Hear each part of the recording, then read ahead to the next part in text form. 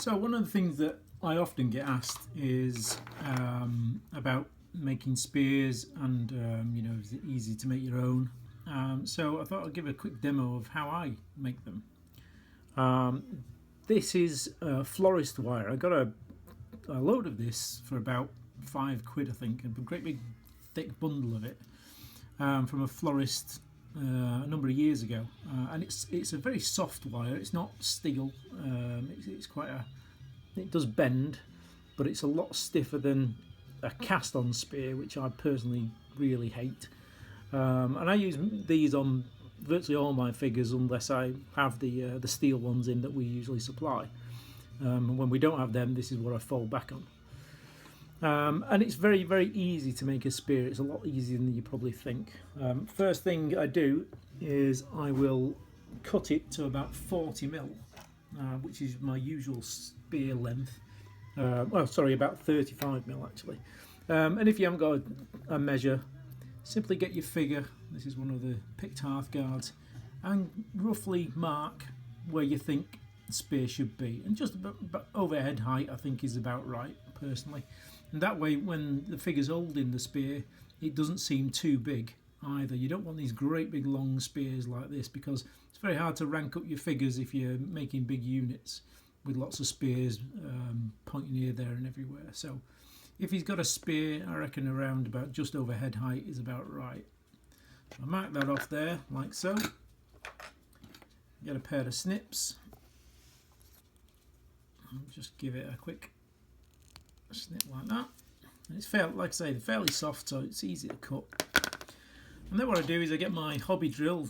This is from Minicraft, but it's the same as a Dremel. I've had this for a number of years now. Don't see the point in getting a Dremel if this one works. And I use this to shape it. Now what I'm going to do is I'm going to flatten the bottom out, so you've got a nice neat flat bottom of the spear, and then just round it ever so slightly, just take the edge off it, and then I'll create the point. This is just like a hard grinding disc that you can get with your craft drills, and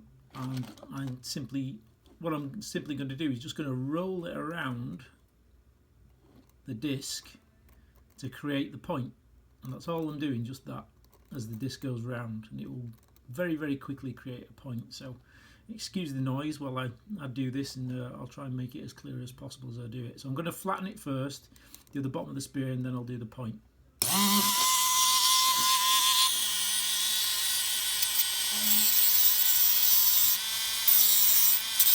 Now this can get hot if you leave it on the wheel too long, and you'll soon feel it if you have. So now I'm just taking that edge off. So there you go, you've got a nice smooth bottom of the spear. And now I'll create the point, and all I'm doing is just rolling it in between my index finger and thumb, like so,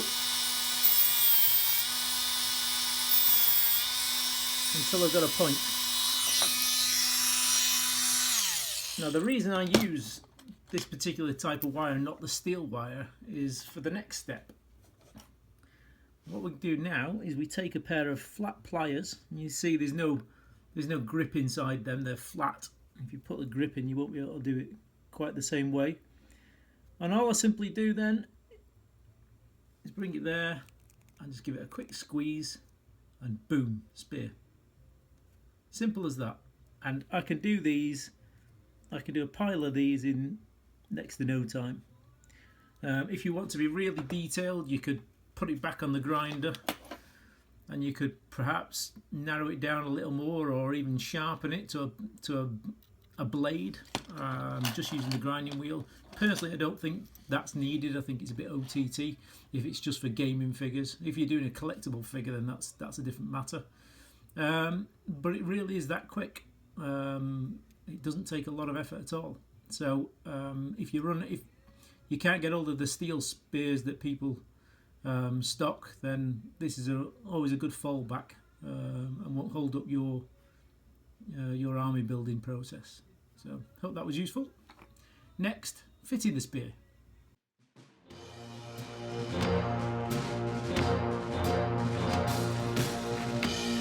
Hear ye, hear ye. Footsore Miniatures, 28mm historical miniatures. Footsore takes pride in the highest quality metal models, available in the UK, US and worldwide. Footsore believes in delivering high quality products. Find out more at footsoreminiatures.co.uk.